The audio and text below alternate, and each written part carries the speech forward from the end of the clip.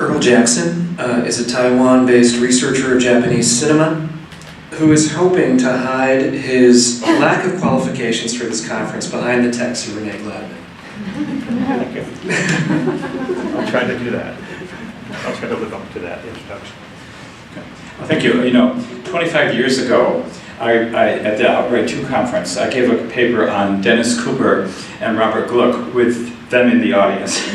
And now I'm giving this talk on Renee Gladman with all three of them in the audience, so I guess I never know when to quit. But I'm going to try not to embarrass myself. But I think often about Samuel Delaney's warning that we shouldn't try to define social objects. He was talking about genre. Well, new narrative is not a genre. I don't think we can define it. I think that the name itself now evokes both awe and affection, having been around for 4 decades now, in intrigue and intimacy. But new narrative is not so much a school as a network of unintended consequences. Consequences that included new possible interanimations between life and its expression, subjectivity and community, authenticity and audacity. Or more concretely, now new narrative seems to be changing our habits, a kind of Persian habit change in reading. And that's what I'm going to talk about. Because of time constraints, I'm going to skip this very interesting discussion that Sharon did in Narrativity and go right to what I'm here for. Much of what Sharon describes is also applicable to the work of Renee Gladman, but for radically different reasons. Gladman's engagement with the reader is a new one, however it may draw on the dynamic legacies of earlier new narrative achievements. I never call them experiments because they're successful. One of the ways in which I can specify the nature of Gladman's particular achievement I would like to address here is to contrast it with another one. Time and space only allows me to mention one passing. Laura Moriarty's amazing novel, Ultravioletta, is an event so paradigm-changing the word novel only demonstrates its limitations. Ultravioletta celebrates and revivifies what a novel makes possible by the very celebration of the act of reading that exceeds the limitations of the form it traverses. Indeed, Ultravioletta is a elaboration of reading as an intersubjective intimacy. Now, I think that Renee Gladman has created another kind of achievement from a polar opposite agenda in Calamities. Renee Gladman's text Calamities is an equally audacious excursion in a kind of polar opposite. While Ultraviolet instantiates reading as an intimacy internal to itself and to the act of reading, Calamities is a demonstration of writing through an architecture of internal distances. To appreciate this architecture, I began with its fictive prelude, the Ravickian trilogy. The series takes place in the fictional city of Ravika, where an undefined catastrophe is either intermittently underway or ongoing, but only intermittently and differently recognized. One of the central preoccupations of the series is the fictional language of the natives there, Ravik, and the relations of the characters, both native and foreigners, have to it. The first novel, Event Factory, is a first-person account of a visit to Ravika by a linguist who has mastered the language to some degree.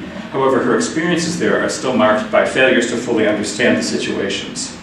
This novel resonates with and differs from a 1970 Hungarian novel by Ferenc Karenti in very interesting ways. It's called Apepe, but it was translated as Metropole.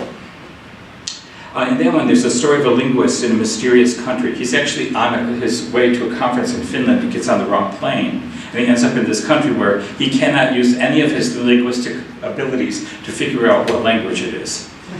But now the entire novel covers his attempts to survive in this linguistic opacity. Now, while this is not the case of the narrator of Event Factory, the situations are parallel in the practice, and the protagonist of Apepe and the narrator of Event Factory are living in the relationship between the language of the novel and the language of the other.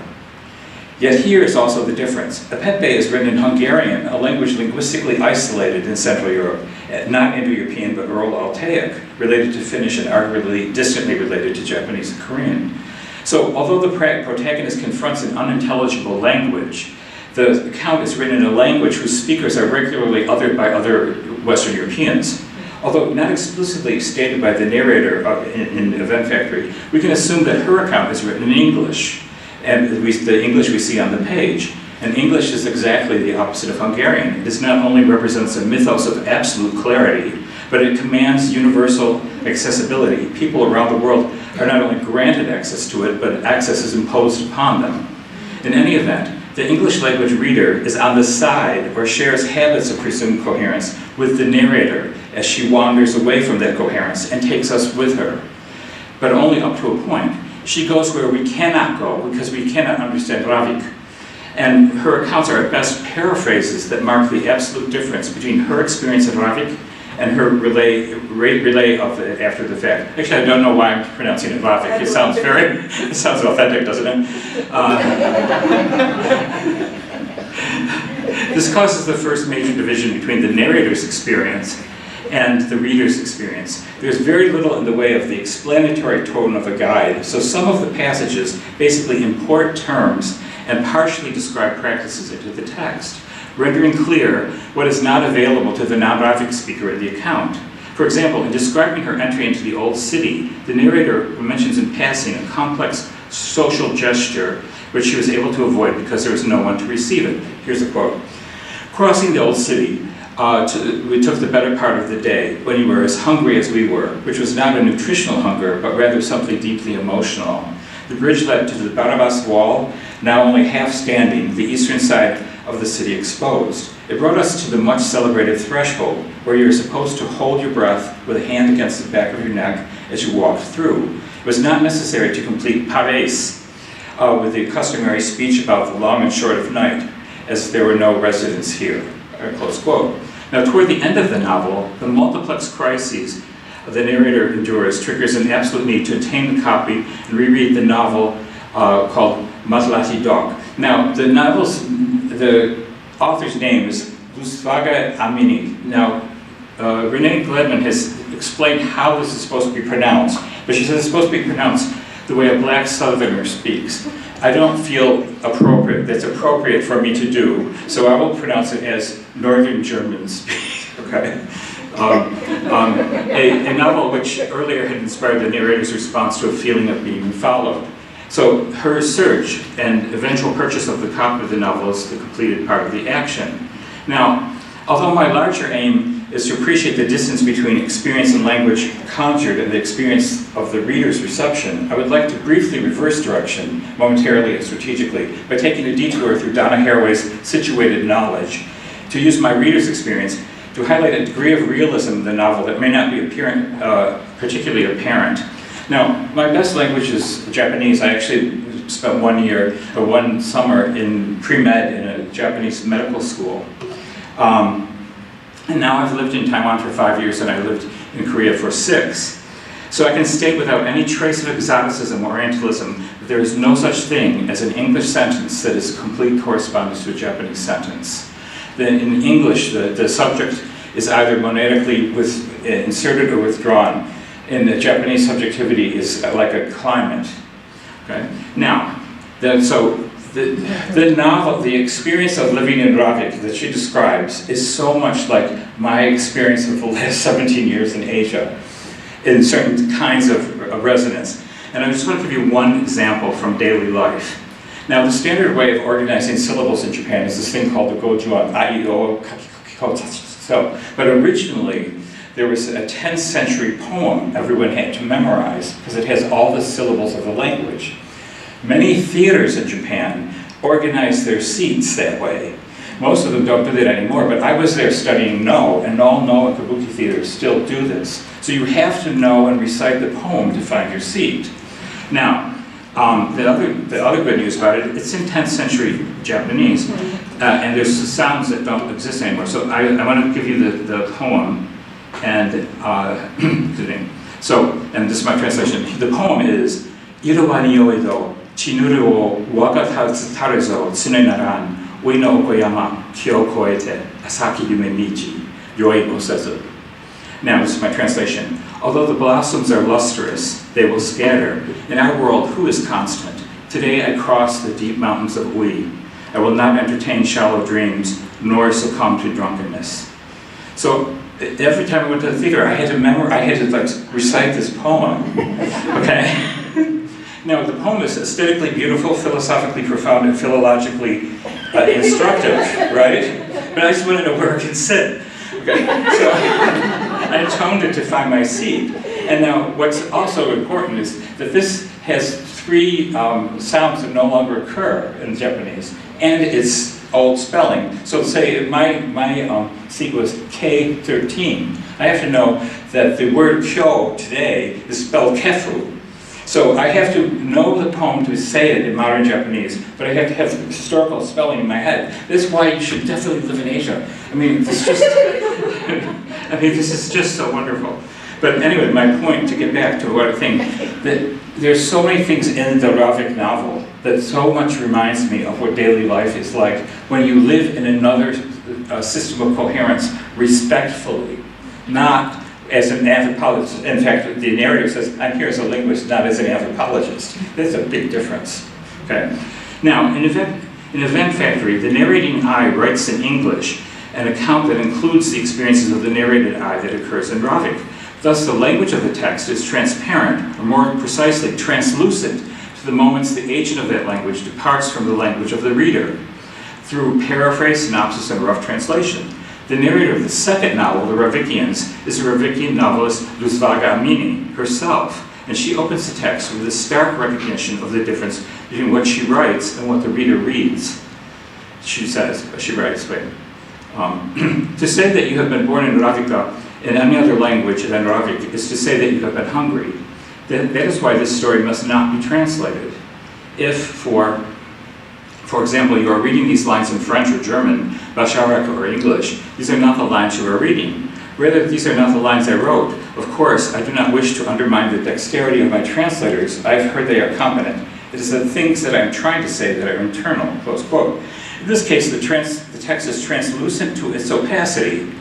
It's distant from the reader on the other side of the page, announcing its difference through the very language that determines that difference and occludes it. The depiction of the linguistical gestural practice of pares is also radically different through this translucent view of an infinitely distant inside, the inside of the narrator. At one point, Amini worries how she will be able to perform pares in a certain situation. You cannot enter a place without proving to the occupants that you have a body. My translators will have been stumped in finding an equivalent to pares. There is no correspondent anywhere. No culture performs it as extensively as the Ravikians. Here the difficulty is not only her physical and sociological situation, but the linguistic burden of the translator. The text is not only about the experience of the narrator, but the subsequent experiences of the stages in relaying that experience outside of the language that has already been foreclosed. Now, at another point in the novel, Amini expresses a complexity in her own relation to pares as a native Ravikian. When she encounters a stranger on the train, a train she doesn't herself not completely understand why she's riding or where she's going, she attempts pares, and this happens, or more accurately, what happens is obscured in the translation that announces its own failure to present it. I quote, I refuse pares, or it refuses me. I do not try very hard, not with my body, but I open a corner of my mind to differently, close quote. If not the plot of the Ravikians, perhaps the trajectory is Amini's path toward a reading performance of the poet Zhao Terabiniki, who also appears in Event Factory, an event which Amini will re-encounter her one-time lover and fellow writer Anna Patova, who is the narrator mostly of the third volume, Anna Patova Crosses a Bridge. So the narrators proceed from a non-Ravikian to a Ravikian writer whose Ravikian identity is qualified in the second novel in ways not entirely clear. And Anna Patova's own accounts of the crisis in the city also shifts the levels of narrativity and the divisions between concrete and figurative use of language. Now listen to this sentence. This is this twist that's incredible. The city that existed ran like a film playing in a small movie house on a forgotten street in a blown out part of the city we swore never to enter, never to grace because of some tragedy not remembered but which haunted our movements in this safe part of the city, which accounted for most of Ravika. So notice, the first part, it's a metaphor. The city is like a movie in a neighborhood. The second part is a neighborhood that they go into, right? So the like in the first part of the sentence marks both the small movie house and the forgotten street as a metaphor for the city, but both the street and the movie house become places to enter or to shun, to mourn or to celebrate. Another shift in the word meaning with major consequences to both events narrated and the event of the narrative occur with the polysemy of the word line, a word that appears in the translation of the occluded language. Lines were still in nature. I noticed one day of the crisis, many things were gone, but many lines had remained. If you looked for them, you found them everywhere. A line cut the path in front of me and intersected the lines of the pavement. It was a line that had arrived from another country. Hungary, I thought. It moved like it had a complex story to tell, that it would be 314 pages long. It looked like it wanted to move without paragraph breaks and follow a group of people through a desolate landscape. Now, the simultaneous use of line as a physical feature of the landscape and a component of the text will take me to a vital division in the writing systems of Gladman's calamities via one more eccentric, both figurative and literally, detour or calamitous turn, a sentence that stars a separate section of a late chapter in James M. Cain's Postman Always Rings Twice. Bet you didn't see that coming. Okay, so this is a section that's set apart. This is a sentence. Right after the sentence ran out, she got a telegram her mother was sick, close quote. Now, obviously it's referring to Cora's sentence, but Cora's sentence has not been mentioned for 2 chapters, and until this, it had been called a probation. So there's no warning for this. And I was thinking, this is something like what happens in calamities, because we have sentences that have their own time, we have the writer that has her own time, and then we have life interfering. Obviously the sentence refers to that. I'm going to skip a little bit because I want to get to the fun part. Okay, now consider the calamities text in which Gladman describes her own encounter with sentences written by Gail Scott. I began the day transcribing several of Gail Scott's sentences onto the wall of my living room. For months I'd been trying to say something about them, which when I went to say it became layered, thus impossible as an utterance. I had already argued somewhere that one could not express many different things at the same time in the English sentence, and so I was not terribly surprised by my failure.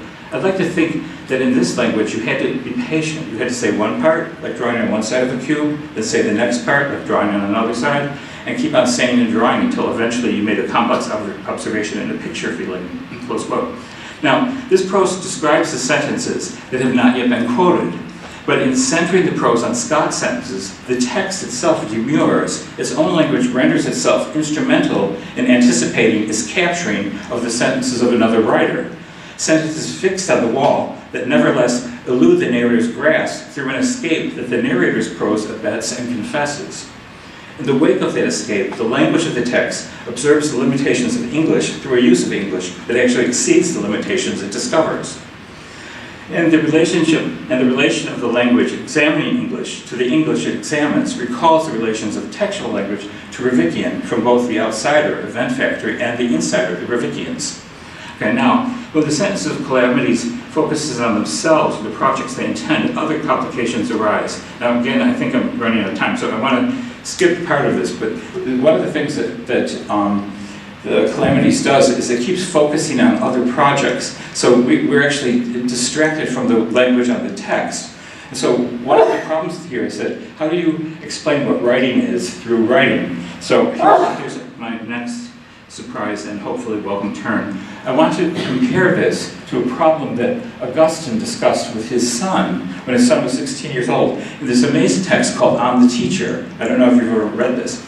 Now, it's about they're talking about it. It's a dialogue about signs, and they move from signs being only words to include gestures. There's an elliptical discussion in which they say certain objects mean what they are, like a wall. A wall means a wall and is a wall. But if you want to say, where's the wall, you have to point at it.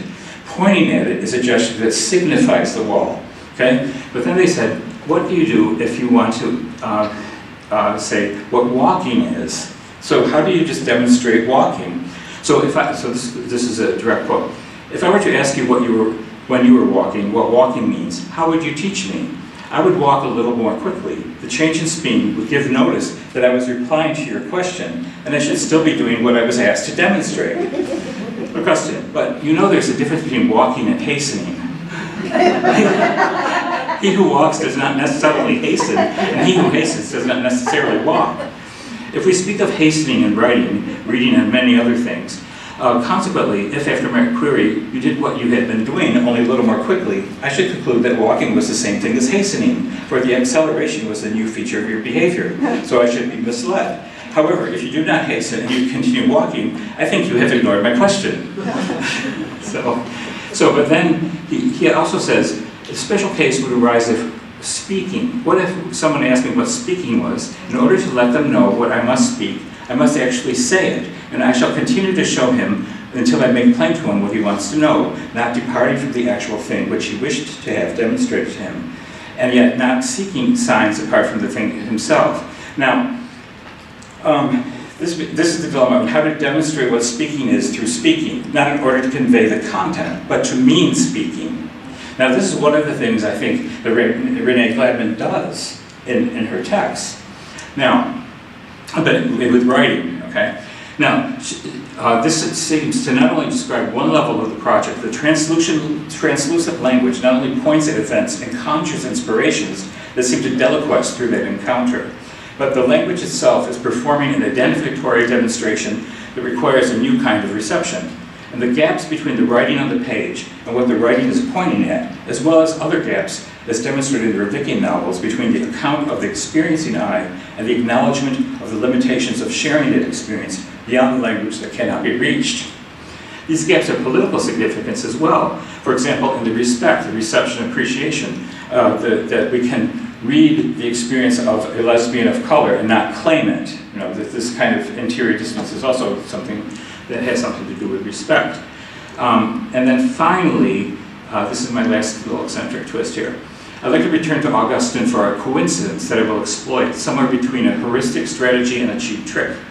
Well, Augustine asserts that one can signify a wall by pointing at it. He points out that one cannot point at the three syllables of the word wall. The word wall is paries. So it's impossible to signify gesturally the components of a sign, even if the sign is for something as concrete as a wall. But notice, if you spell paries in Latin and invert the two vowels, you get parais. You get so the parais, the social ritual that figures prominently in the Ravickian novels, so that the mythic practice presented and withdrawn in the presentation of the novels could also be a way of dissolving walls of all sorts into signs that illuminate the vanishing point into which they recede. Thank you.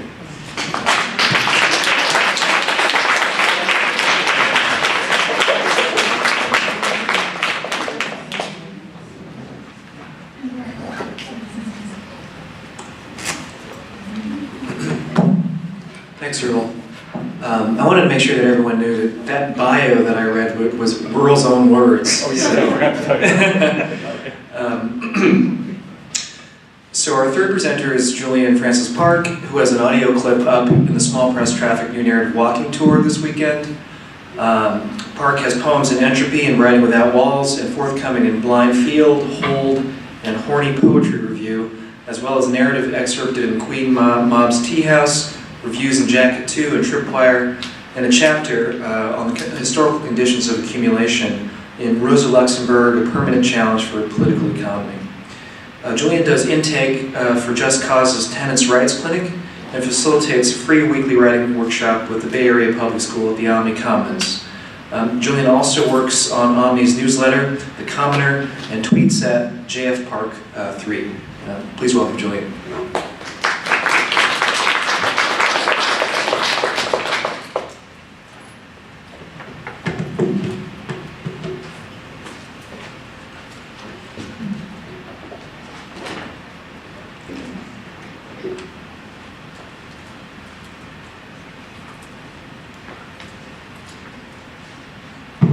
Though it was just a year ago, this October 4th, I can no longer remember precisely how I came to read Robin Tremblay McGraw's post, Remembering Francesca Rosa, on the blog she edits, Ex-Poetics.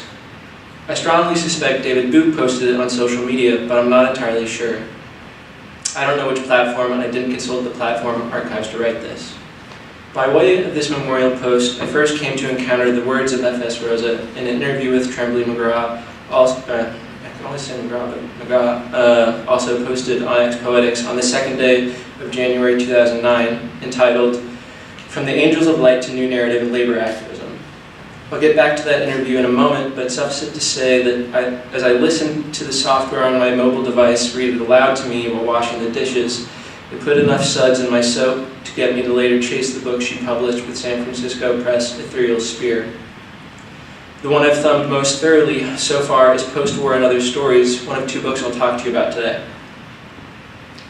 The reading I'll be conveying of post-war and Renee Gladman's book, To After That, or TOF, extends a line most succinctly delineated in a sentence from Rosa's author's note to post-war, so it's there I'll start. Before dedicating the book to the founder of Small Press Traffic, James Mitchell, who also publishes The Real Spear, a press at which Rosa was co-editor, Rosa writes, I had thought of dedicating the book as a whole to all of those San Francisco landlords who gave us all that cheap rent in the 70s, thus making art in big apartments possible, but that of course is ridiculous. While perhaps politically ridiculous to dedicate one's book to a class enemy, I find the historical claim this considered but averted dedication offers to be fundamental, and its looping of cheap rent and weird art is one somewhat regularly threaded. Rosa mentions something like it in the interview that sudsed me, which I'll quote at length. In the 70s, artists, writers, painters, musicians, underground filmmakers were swarming everywhere all over each other to get at that cheap San Francisco rent, not to mention that the city was so much nicer and freer and more fun than most other places. Gentrification was already happening, but it was still possible to live here very cheaply if you weren't one of the targeted working class communities or communities of color sitting on the land the redevelopment agency or big Hong Kong real estate conglomerates et al. Wanted. We were to a certain extent unwitting shock troops in the gentrification process, including in the hate, but that's another story. Later it happened in the Mission, but much later. The role of what's now sometimes called art washing in the gentrification process will, like in Rosa's interview, remain a detour not taken in this talk. But I do want to flag that this citation here is not the only intersection that art washing and landlordage has with new narrative today.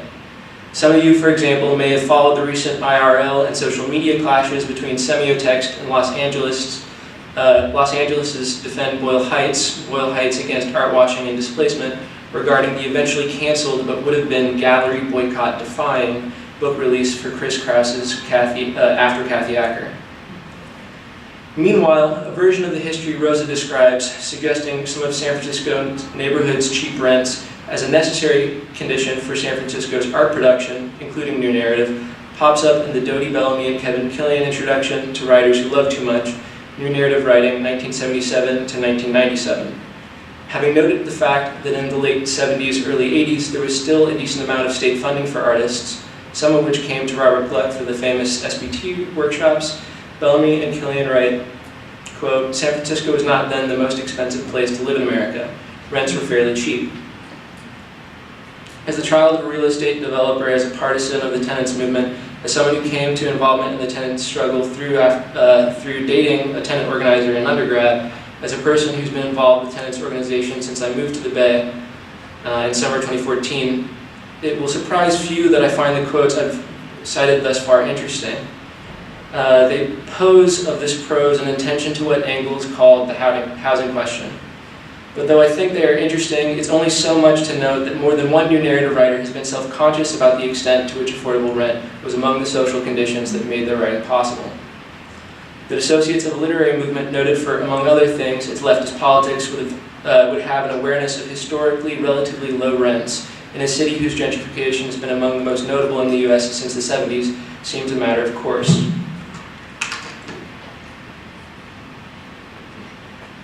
But the quotes pose, I think, more than just an attention to the housing question, but also, for me, one admittedly seeking precisely this, the possibility of a prose of the housing question, a prose that doesn't merely think that question as a condition among other conditions, but as an architecture of prose itself. For shape to the sense of housing and prose I'm after, I want to share with you another long quote. I first encountered the following paragraph in Gladman's TOF probably a year before I encountered Rosa's author's note. TOF, unless I'm mistaken, was first mentioned to me by Stephanie Young, whom recommended Gladman's work while I studied with her in the beginning of my last year at the MFA at Mills College in 2015. I'd read Gladman before an undergrad, and I'm doubting you remember this, but I actually took a small press publishing class with you.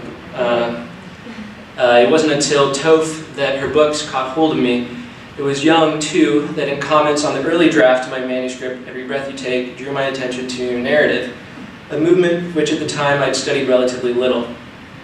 TOF, as you may know, is an elegiac report about a novella called After That, that Gladman began in San Francisco in 1998 to 1999, second drafted in Oakland, and it's not said in the textbook.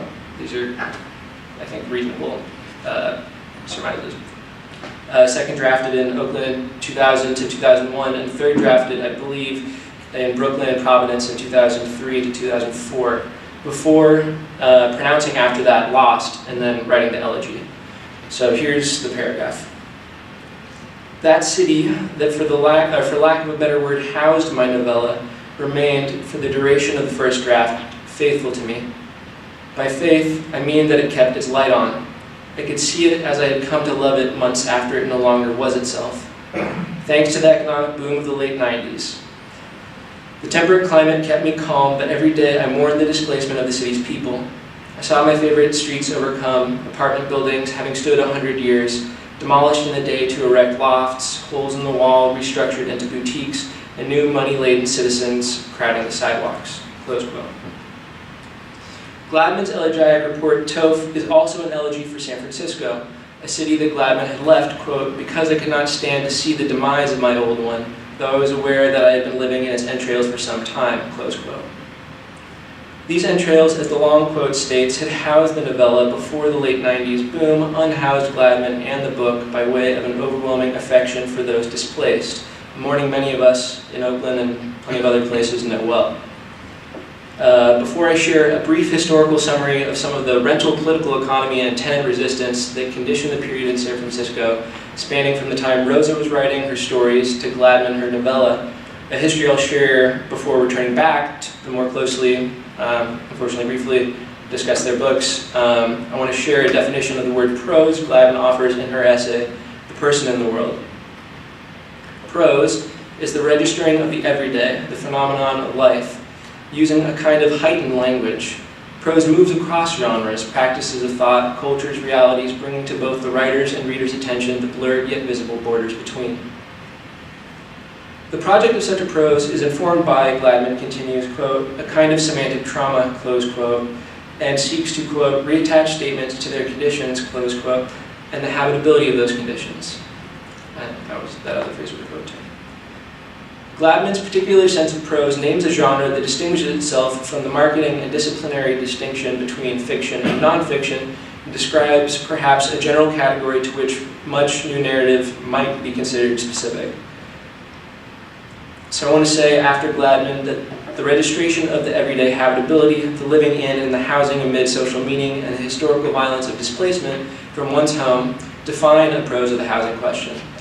The library of this prose is undoubtedly and unfortunately vast, since, as Friedrich Engels notes, the housing question is not one formulated under capitalism, but under all class societies.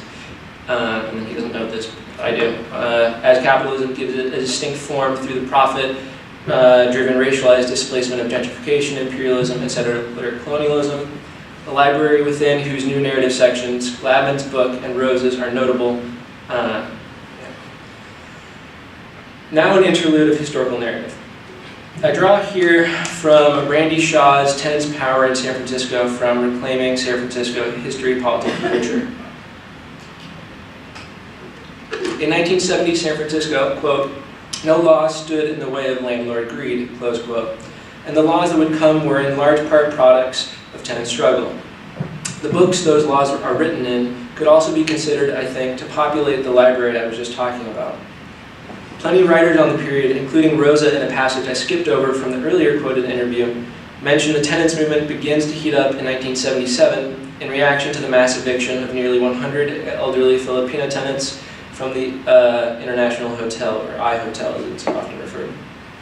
From 1975 to 1979, thousands of affordable single-room occupancy rentals were gentrified away.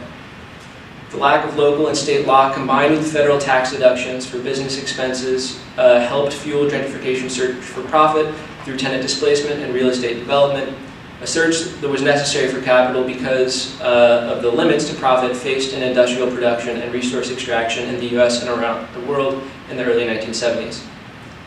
Gentrification encouraged the formation of a coalition between the political struggles of those whose organizing emerged from black and brown, LGBTQ, and working class communities which, of course, already multiply overlapped, but insofar as their organizations were socially divided from one another had largely lacked context to overtly unite. As already discussed, in the early 70s, San Fran had offered parts of those communities in some neighborhoods some housing security, but much less by the end of the decade. Under the newly created San Franciscans for Affordable Housing, the coalition organized for 1979 ballot initiative on comprehensive housing protections, including rent control. But due to the passage of a weak rent stabilization ordinance under Mayor Feinstein, their sales lost wind and the initiative was defeated. A dispute within the movement over a slow growth ballot measure led to organized labor splitting from the tenants movement. The very tax deductions that helped motivate gentrification were eventually doubled by the Economic Recovery Tax Act of 1981, raising the rate of return on investment and consequently gentrifying pressure and average rate of rent increase. Tenant organizing responded by narrowing focus on strengthening rent control and narrowing that contracted their capacity to continue pushing for the broader social transformation in the city that their initial coalition envisioned, and thus also further narrowed movement participation even as they won incremental reforms that established their political power. By 1991, the 1986 repeal of the 1981 Tax Act contributed to a further shrinkage in the tenants movement base, as the reductions in profits from ownership and speculation reduced real estate prices, rent growth, and gentrification, taking the winds out of efforts to close the remaining loopholes in the rent ordinance. In 1992, the movement recognized the effects of its political narrowing and organized neighborhood conventions to set a new agenda rooted in a broader analysis of the causes of urban crisis in the acute heteronormative racist profiteering of the Reagan-Bush era. This renewed broadness brought back together constituencies united in the earlier coalition while updating to the times by which the AIDS crisis was and had been on, and the city had already lost the lives and residents of many. The renewed movement won in 1992's Proposition H, a huge cut in the allowable rate of rent increase. In 1995, Willie Brown, whom campaigned as pro-tenant, was elected mayor, though in office he failed to deliver the tenants movement's agenda. As Shaw writes in words that echo the earlier paragraph from Toph, Brown's abandonment of the tenant cause corresponded with the onset of a new wave of skyrocketing residential rents and property values. Fueled by the economic boom in neighboring Silicon Valley, San Francisco rents climbed 37% from February 1996 to February 1997. Remember, Toph is begun to be written in 1998. Brown remained until 2004. Tenants continued to lose housing. The rents just kept getting higher. What interests me today about Rosa's post-war and Gladman's Toph as books of a prose of the housing question are both of their attentiveness to everyday life and late racial capitalism, reflecting on respectively earlier and later moments in San Francisco's residential history. In Rosa's book, the stories regularly document their narrator, Lena Rossi, interacting in San Francisco with immigrants to the city, immigrants that include her and her bohemian and post-bohemian friends. And when they do not take place in the city, they depict the narrator in motion elsewhere, moving toward or returning to the city, growing up in upstate New York, or traveling in Europe, the Middle East, and India in the 1970s. San Francisco remains a relatively livable center of the story's oscillating centrifugal and centripetal circulation. As things are elsewhere forced to fall apart by imperialism and revolt against it, San Francisco still largely holds and continues to pull people toward it. So, a couple examples from the book. In the story, Fred's, Rossi makes friends with a college student named Ahmad that migrated from occupied Palestine. Ahmad works at her local Mission District liquor store in 1982. Through Ahmad, she learns about the Palestinian liberation movement and the Israeli settlers' ongoing displacement of Palestinians, a movement in history we encounter Rossi first learning about in the preceding story set in 1971, just before she moved to San Francisco from upstate New York through her friend Jack. In the liquor store, among other things, they watch on television news the US and European military belligerence on behalf of Israeli and pro-Israeli forces in the Lebanese Civil War. The title story, opening the book, narrates Rossi relating what she's writing in April 1983, at first about pre-oil embargo in 1972 to a friend while on the phone. The story loosely revolves around Z, a character of affluence and sexual violence, reported by way of another friend in 1983 to have jumped from the Golden Gate Bridge. In 1972, Z shows up onto the scenes where the scenesters are young and clinging to their avant-garde art making while pushing their physical limits with coke, lewds, and opiates, which by the 1980s Rossi has moved away from habitually consuming. The residential transience described is of comparatively casual character. Long quote. On the home front, we were rare if we lived alone. People lived with 4 or 12 other people. Nomadic vestiges of feuding households roamed the streets and alleys. At night, we could be heard screaming across air shafts as we fought over the PG&E phone bills. The crash of disputed possessions flung from windows onto the street was a common sound. Any excuse to mount a production, the ephemerality of one's home, and the question of where one might find oneself from solstice to solstice led to the heightened state of awareness that the lack of security sometimes brings, and a change to meet new and interesting people. Close quote. 2 paragraphs later, Z appears and makes a reputation, aside from knowingly giving a sexual partner an STI, by bringing progressively interesting intoxicants to the parties. At the most elaborately described of the parties, this one was a guest list curated by Z and held in a mansion in 1976. The first party many of them had been at that had a butler. Rossi meets a stylishly dressed Vietnamese woman who laments the communist takeover of Saigon. Rossi regrets having not told the woman her politics are disappointingly pro-capitalist, but she feels for her when she sees a man at the party feel the woman up without apparent invitation. Gladman's book addresses and emerges from a different period of the housing question in San Francisco. In Toph's late 90s, early 2000s San Francisco begins becoming the place we know today, the only San Francisco I've ever known, a city of increasingly less differentially popular condensations, as it was more so in Rose's 70s, 80s, even early 90s, and more and more of popular displacement, and especially black queer working class displacement.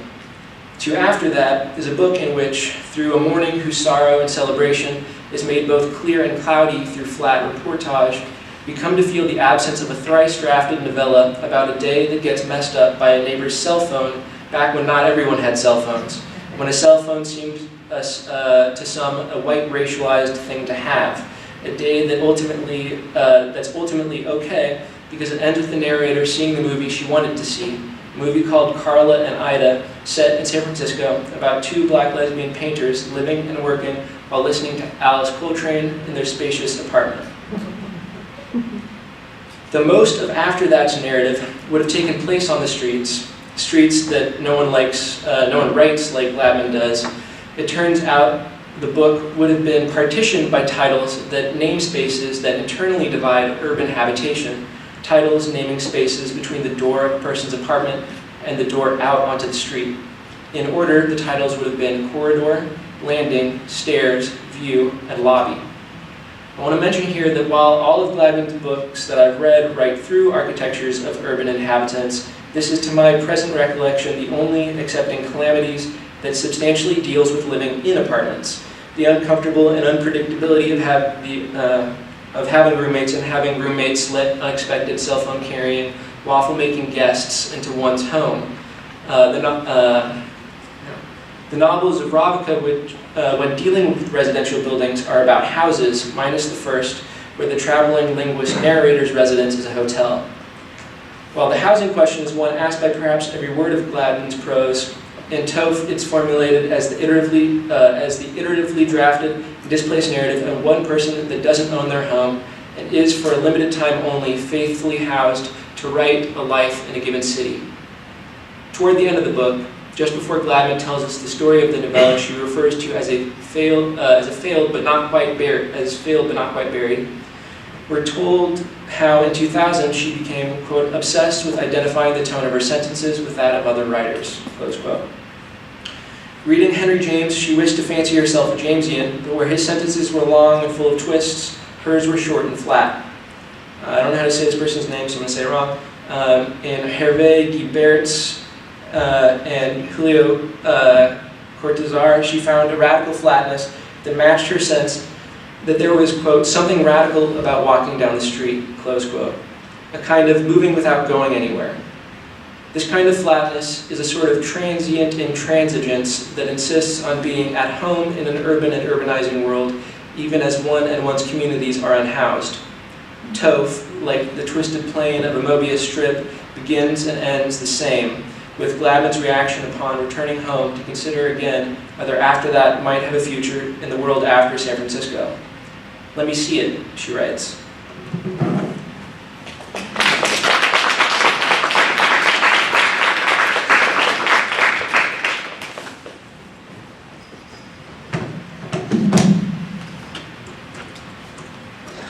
Okay, so I'm going to read Miranda Mellis's short presentation. It's actually relatively brief. She's the author of Demystifications, forthcoming from Solid Objects, The Spokes, None of This is Real, and The Revisionist. She co-authored The Instead, a book-length conversation with Emily Abendroth, and is an editor at the Encyclopedia Project with Tisa Bryant. She grew up in San Francisco and teaches at the Evergreen State College. I feel like we should collect questions from Miranda and email them to her or something like that. You know? Porous Borders, or A Humor of Truth. And this is a quote by Robert Gluck. I read and wrote to invoke what seemed impossible, relation itself, in order to take part in a world that ceaselessly makes itself up, to wake up to the world, to recognize the world, to be convinced that the world exists, to take revenge on the world for not existing. And that's from a long note on New Narrative. And this is Mellis. My nonlinear talk is itself a constellation of notes in 3 brief sections. A rough draft that ideates with tropes and scenes in Robert Gluck's Denny Smith and Renee Gladman's The Activist. I begin with a dream, which reminds me of a TV show, and I take an excursion into the philosophy of science. 1. I had a dream recently that I was in a room with myself as an AI. Me as an AI looked nothing like me, and yet it was definitely me. She stood robotically, so to speak, in the far corner of the room, 20 feet away, staring at the floor. I could see her, but although she was me, I could not see what she was seeing. I willed my consciousness to leap out of the top of my head and into hers, so that I could both see as myself and as her. The dream made me think of the very 90s feeling show Sense8, in which telepathic clusters, or coteries, of individuals from all over the world, called sensates, can experience what each other member of the cluster is experiencing, no matter where they are. The conceit of the show is organized around the heterogeneity of the synchronic dimension, the simultaneity of infinite events. What it plays with is the ability to freely move through the consciousness of those who you are connected with, up and down, through those synchronic, simultaneous, complex layers of events and experience. Through no volition of mine, they accidentally conjure one another. If I am a sensate, I may at any moment suddenly appear in the life of another, an intimate visitor to their city, their home, their workplace, their struggle, their sex, their family, as another self, as myself, as part of a group self. I am there and not there, both living my life and other lives, much like daydreaming, but in company. The main protagonist and supporting roles, or we could say primary text and secondary text, are mutable. They change roles. Usually, if I appear suddenly in your world, I am there to help you. I take turns being centered and being decentered. My borders are porous. Life and dreams seem to be interchangeable. Everyone in the cluster becomes or dreams themselves as not other, but others. As far as anyone else who is not a sensate is concerned, I exist as a figment of your imagination, an imaginary friend. There I am like a satellite, a roving rogue device that can live multiple lives at once, cross every kind of border, flowing like water as a fiction, across national identities and global borders without impediment. In one way or another, the sensates all become involved in activism as a result of their relationships with each other, on behalf of one another, on behalf of their kind and kin, on behalf of their form of species being, and in other ways. Their activism is transnationalized by their global interconnections as a cluster. They form a networked and horizontal activist cell. They are also hermeneutes, forced to figure out why they are connected, what their connection means, and why they are being persecuted. 2. Renee Gladman's novel The Activist came out in the year 2003, the same year the US invaded Iraq, to the anguish of the global public, using fabrications about weapons of mass destruction as the warrant. As the scandal about this proliferated, the loathed war went on, seated by a nest of imperial logics, while decoy rationales were contested. The question whether there were weapons of mass destruction or not became, as so many punned, the weapon of mass distraction from the larger violation, as if there could be any justification for the invasion. Resonantly, The Activist contains at its center a metaphoric bridge that is, among other things, the staging of an argument about whether or not something has been destroyed. And if it has been, why some people think it hasn't, and who is responsible? And if it hasn't been, why some people think it has been. In the meantime, a cluster of activists flow through each other's minds and around the city, moving from intensity to intensity, meeting up in various configurations. But what of this bridge? What function does it have? It is an object of debate, a philosophical metatext, while the presence of friends and comrades planning and meeting, diverging and connecting, is never in doubt. The bridge supplies plot as liminality, allows some interrogation of the relationship between how something is being plotted and how that plotting and plot will be interpreted by various publics. These arguments about public structures and plotters and their fates occur in a context in which contested objects hold the ambiguous position of existing without existing, of existing both here and elsewhere as truth and artifice in a state of contradiction. In the first book of her series, Cosmopolitics, philosopher of science Isabel Stengers, elaborating on a disposition she calls a humor of truth, proposes the creation of what she calls a psychosocial physicist, whose practice would require her to consider and whose practice would make possible at the same time and coherently these two apparently contradictory propositions. 1. That the neutrino is as old as the period in which its existence was first demonstrated, that is, produced in our laboratories, and that it dates back to the origins of the universe, 2. She chooses the neutrino as her exemplary object for the psychosocial physicist whose practice requires her to hold apparently contradictory positions because it is, quote, an object that is extremely difficult and complicated to observe, and because, as she puts it, this genuinely phantom particle, which ignores walls and barriers, had been postulated long before the means for detecting it were created. It exemplifies in a particularly dramatic way the paradoxical mode of existence of all those beings that have been constructed by physics and that exist in a way that affirms their independence with respect to the time frame of human knowledge. It has nothing in common with the, quote, production of a general law based on observable and reproducible regularities, unquote. 3. In Robert Gluck's book of stories, Denny Smith, also published in 2003, there is a story called Force Story, The Early Worm, that revolves around how a burglar and Bob elide the fact of the robbery which neither are served by admitting to. Their shared technique is to fabricate a story between them, that the robber is just there doing an errand of sorts. Both the invader and the invaded telepathically commit to this improvised placebo as if they are being watched by some other party, as if they know that they have to put on a front for this other party. The other option, the more common genre, in a scene such as this, would entail the violent action of a stand your ground type capitalist realism, where to cross a property line is to be exposed to a violence which refuses ambiguity or elemental porosity, mutuality between strangers, that flickering bridge, a humor of truth. The opacity of the night in which the action takes place, no one can see each other, instead of unfolding into violence becomes an empty, closed, and dark theater in which two people, theatergoers, actors, forge a mutual, if divergent, future together through harm mitigation. To say the word robbery would be to place the category property line above mutual survival.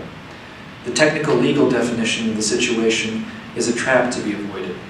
Calm, improvised conversation in the precarious dark is the emergent tactic, an artifice that works to protect them from an overdetermined script.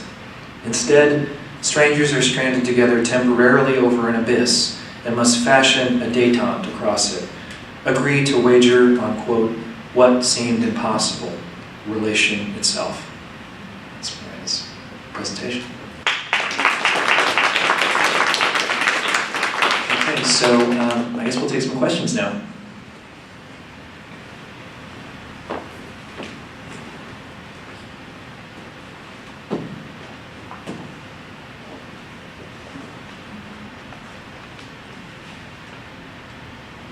I have a question for, sorry, your name. Is it who's your first name? Julian? Is that right? Okay. Sorry, I have a question. I was thinking about your Twitter, and there's something kind of funny about that.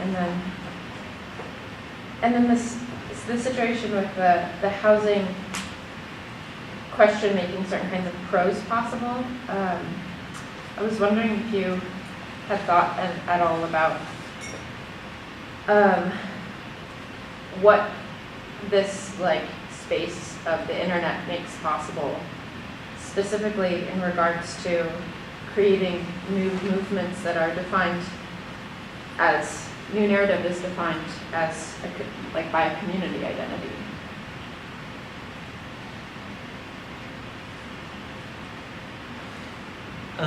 I can't say. I'm curious whether other folks have maybe a comment on that. I will say that I'll give one particular example. So there's a magazine or journal that is it's like an early-ish website, the Narrativity Journal, that some folks may be familiar with. That the book Fighting the Error ends up kind of drawing a lot of pieces from, and sort of in thinking about how now we maybe think, or maybe the boundaries of who is sometimes or sometimes not included in your narrative is a little more regionally flexible. So both on narrativity and also in the book, you're having folks from New York and Montreal and other places, LA, that are kind of coming into that space. So that's maybe one reaction.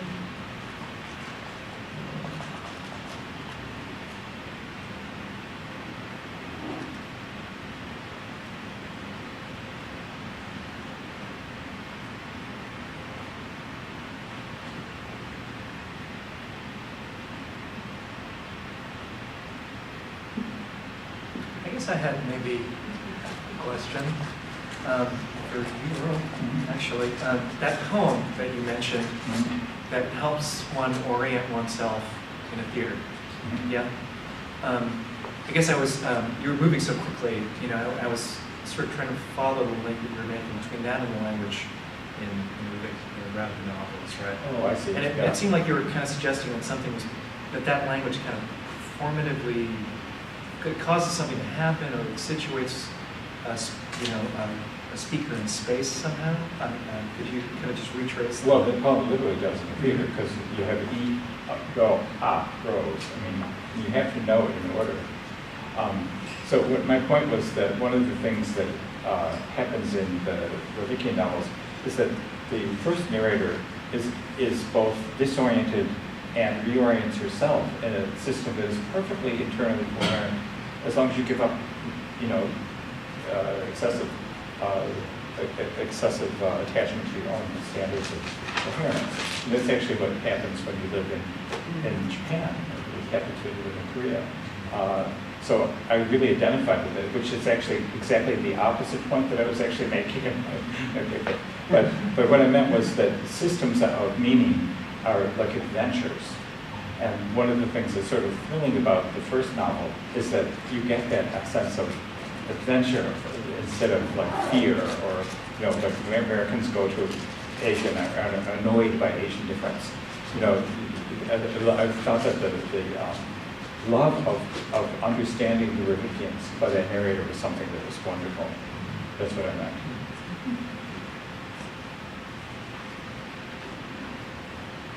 I have a question for all of you about overtly fictional and artificial space.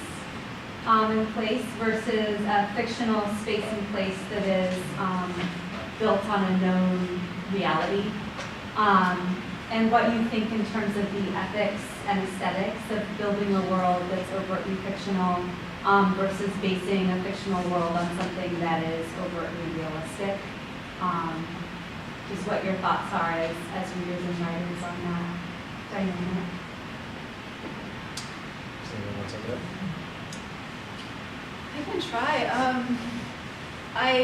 I'm curious, are you reading Ravika? I keep mispronouncing it, Ravika. Ravika being the fictional world that is not based on. Well, whether or not it's based on a real space, it's a very different novel than if it was, say, I'm calling it Bucharest or something, right? So that kind of pointing to something, but pointing to it through another area, through another direction, rather than calling it Bucharest or Paris, right? Gail Stop Sign Paris, which is a novel that's referencing, real things that happen in a real place and time in a city that you can look up on a map or Google.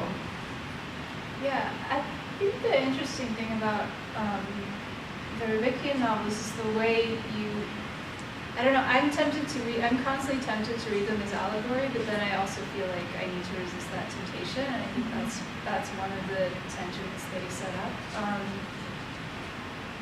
Because I think, I don't know if I can really articulate this, but it has something to do with the way the maps these texts create, or the maps they imply, are constantly moving and vanishing. I feel like there's something in that wants to resist the reader the activity of just mapping certain expectations onto this space, if that makes sense.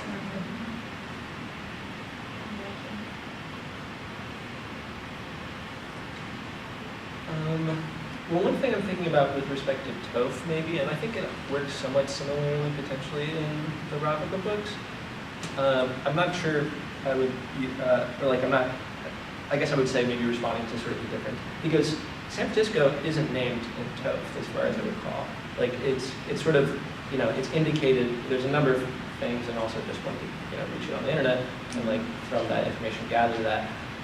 But there's kind of a way that it seems like, I think, the Ravika books and also Toph, by not specifically referring to, there are some specifics, but largely it's sort of walking around that, where it's sort of it kind of opens up that kind of area. I mean, it's sort of what you're describing. I think that's kind of through and through what's going on. There's sort of, you're tempted to sort of go for some sort of representational clarity, but there's also all that space in between what that would be. I would also question the ethics of using real places. Like James Clavell's Chopin, for example, doesn't do Japan any favors, or the loathsome Lost in Translation is a kind of imperialist, xenophobic orgasm. But just to quote, I always quote Samuel Delany because he always has something to tell us. If you think about science fiction and sword and sorcery that often use non-real places, he says that neither one of them are escapists. They construct a world that is not the case, so that you have some material with which to dialogue with the world that is the case. I certainly think Ravika fits into that category too. As opposed to Japan, which is definitely not the case in those two things I just mentioned. Or like the poem that you were talking about, that's the map. To find one's place, you find it through that very, artificial text. Mm-hmm.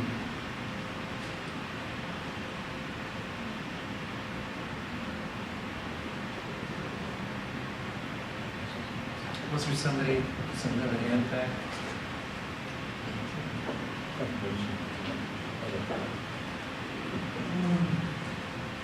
While I was listening to the discussion, I had an interesting feel that some people are using the synchronic model and others temporal. And the combination of stuff is synchronic, that is to say, moving out of an identity politics seems temporary, in a sense, a history. I think of like Trump has identity politics, which is temporal. I suppose it's like about some false memory of a better, more homogeneous white society. But he doesn't like combination. He doesn't want borders to be broken down. He doesn't want immigration. And people can be both. And they can use both. But sometimes I think if you're thinking too much in the temporal, then you forget that everybody has this endless combinatory possibility for different influences, whatever. And I was hearing that when you were talking about Renee Gladman, the combination was there, and yet you could identity politics and do that as well. So I wondered if anyone had anything to say about that.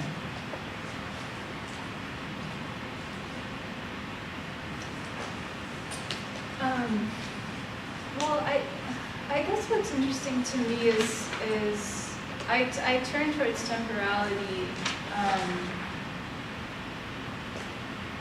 kind of as a blind to discuss some sort of the way these novels track a certain kind of movement, which I think they do in ways that resist the common sense of a narrative trajectory or of a sequence. They're very resistant to a sequence.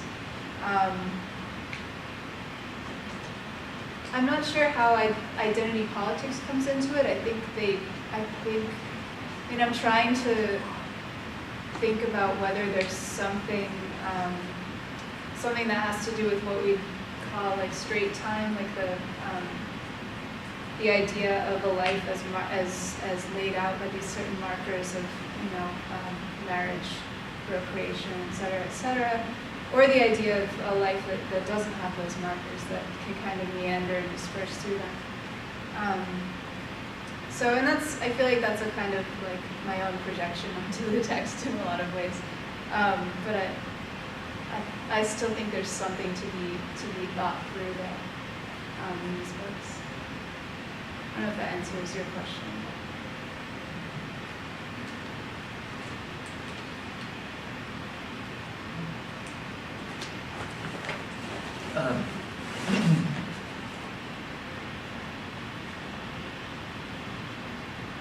I guess maybe jump in here for a second. I wanted to ask a question, just an open one for all three of you then. And the Mellis piece actually just sort of brings up this whole issue of the crisis of relation, where I think in Renee's text and Mary, you also talk about this a little bit, right? That there's a kind of trouble, right? As characters try to move toward each other, often the spaces that they're moving through become unnavigable in some way. And I was wondering just what people thought about the kinds of trouble that they're encountering. And it seems like it's also a space of possibility, right?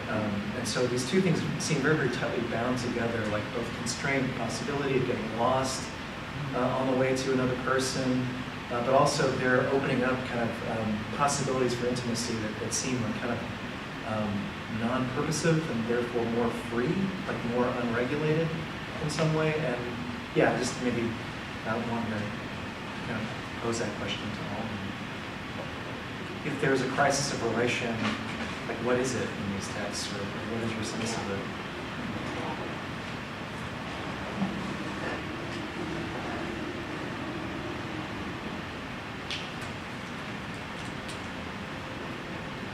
I just want to point out that it's really hard to answer these questions. I don't know the answer. Yeah. It's funny, we had an event with Renee at UC Santa Cruz, and I asked her to rigorously contest everyone's conclusions about her writing. She was there. But I think that this subject just came up during discussions at Santa Cruz as well. So it's been hanging over, I think, some of our I think a lot of our thinking about some of those novels.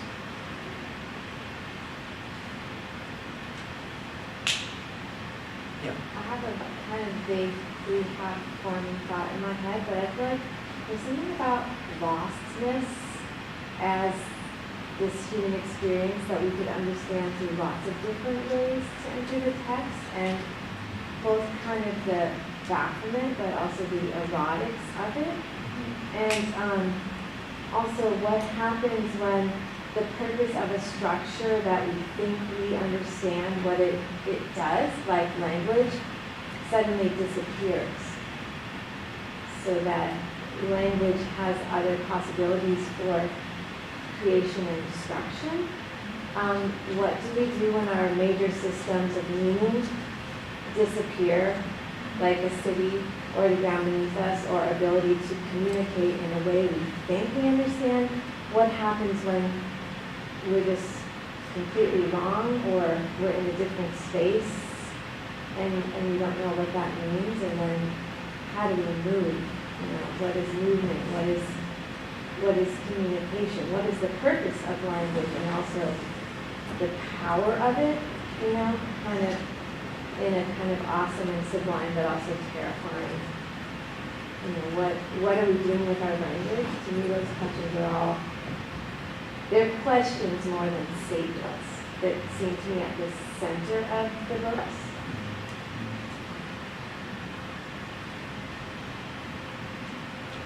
I think one of the most erotic gestures of the trilogy is the imagined relationship between Usvaga Amini and Anam. That they actually understand each other's language as fellow native speakers, and they meet on a bridge that is so cataclysmic for them. They still, their memory of the relationship is still that bridge. You know, that to me is one of the great erotic and erotic unavailabilities in the text.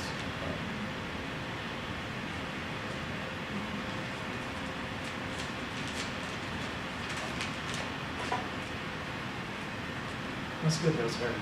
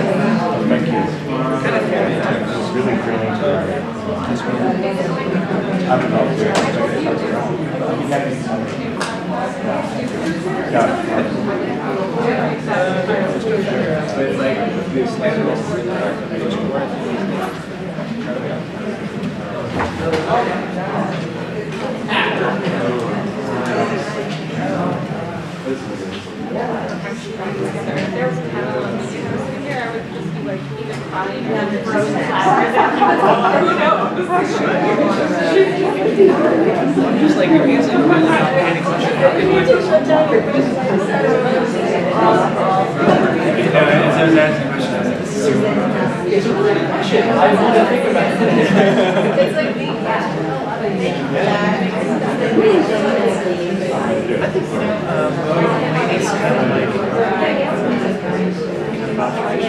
your hands in really not paying attention. Sometimes when it's just appearance is separate. So sublime, terrifying.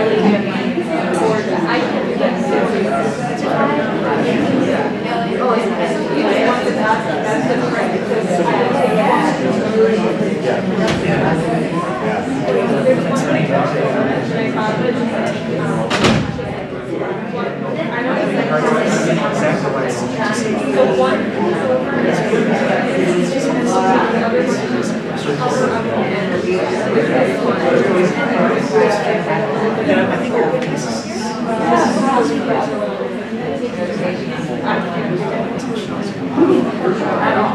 Probably Is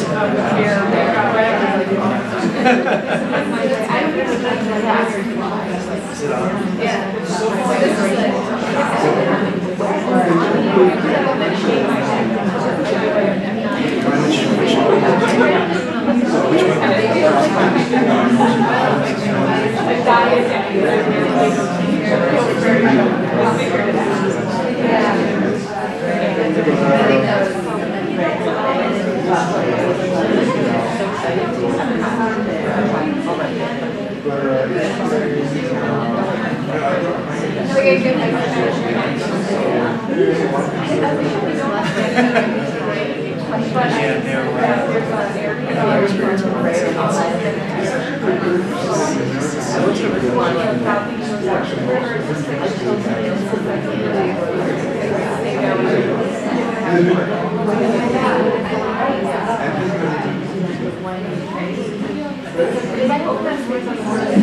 I feel like this whole process is recent. I'm going to have some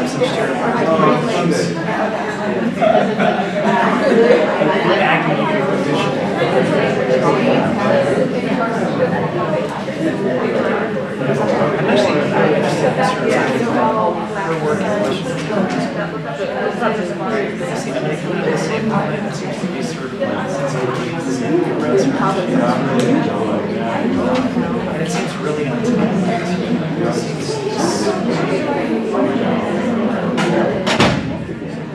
They're both really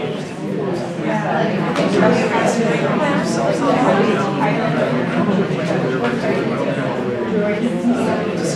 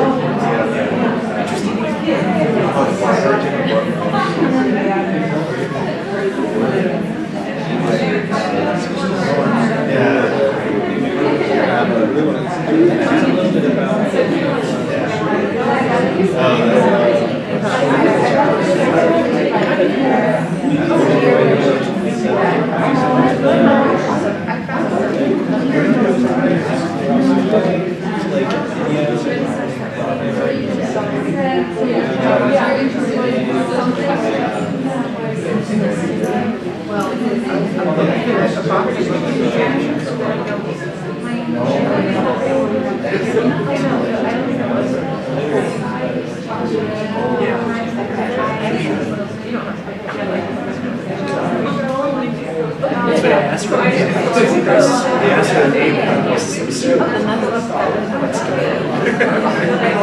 She's like, I have no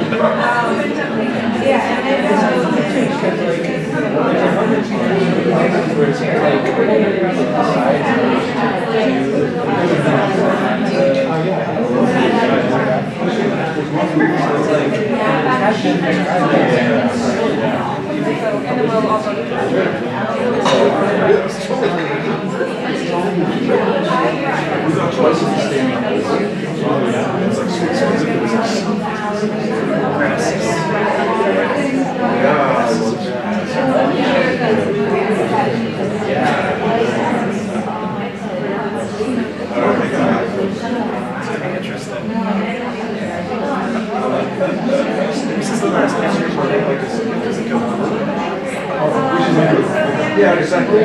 Which is not even much simpler, but it's really nice. Yeah, really well. Yeah.